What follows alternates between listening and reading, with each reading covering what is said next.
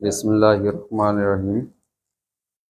তা বাইরের থেকে একটা জিনিস এসেছে, তো এটাকে একটু আনবক্স করতে হবে। আনবক্স করার উদ্দেশ্য আছে। উদ্দেশ্য হলো, এটা যেহেতু গিফটের জিনিস, কোনো কারণে যদি এটা মিসপ্লেস হয়ে থাকে কিংবা কোনো ধরনের ডিসপুট থাকে, তাহলে এটাকে রিটার্ন ব্যাক করতে হবে।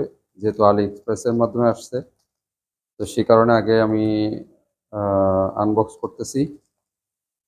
আর যদি ঠিকঠাক থাকে তাহলে তো ভালো। আর মূলত আনবক্স করার উদ্দেশ্য হলো, যেহেতু আলি এক্সপ্রেস থেকে বাইরে থেকে আসা, এই জন্য এটা আনবক্স করা। তো এই হলো অবস্থা। এটা হলো, এই যে দেখুন, বাইরে থেকে এসছে, চায়না থেকে আসা। তো আনবক্স করে দেখি কেমন জিনিসটা। মনে হচ্ছে ভালো হবে, তারপর আমি এটাকে দেখে নিচ্ছি।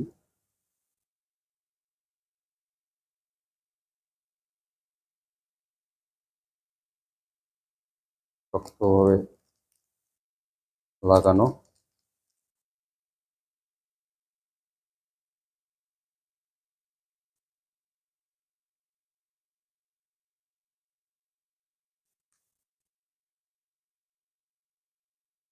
হেভি,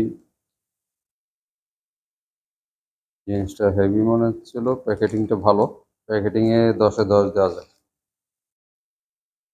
আর এই হলো সেই ভাইরাল চশমা।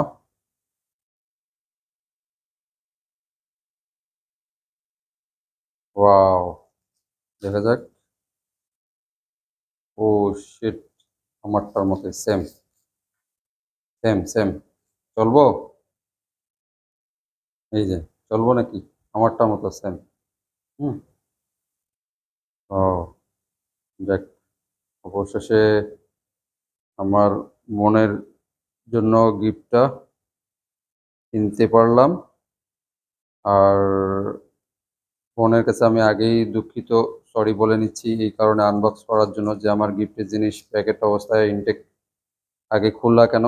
তো খোলার উদ্দেশ্য এটা, যেহেতু আলি এক্সপ্রেস থেকে এসছে, তো মূলত এটা এখন যদি খুলে না দেখি যে এখানে ডিসপুট আছে কিনা, তো বাইরে বাই ইয়ারে আসছে জিনিসটা, এখন যদি ডিসপুট থাকে তাহলে আমার বোন তো মনে করবো আলা আমারে কি জিনিস দিল। মনটা খারাপ হয়। তো তাই এই জন্য আমি আগে চেক করে নিলাম, ইনশিওর করলাম যে that's good, it's okay for gift.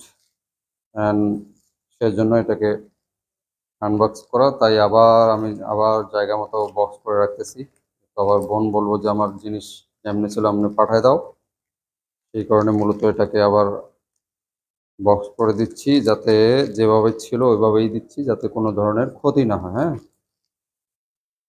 এবার বোনে যেন বলতে পারে যে কোনো ধরনের ক্ষতি হয় নাই, ক্ষয়ক্ষতি ছাড়া এটা চলে আসছে। ওকে, বোনের জিনিস এখন, এটাকে আবার আগের মতো জায়গায় বক্স করে দিলাম। ওকে, এখন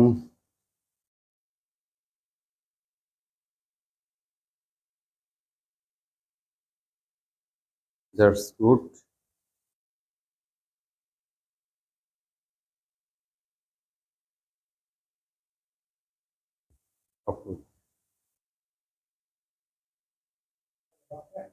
এটাই।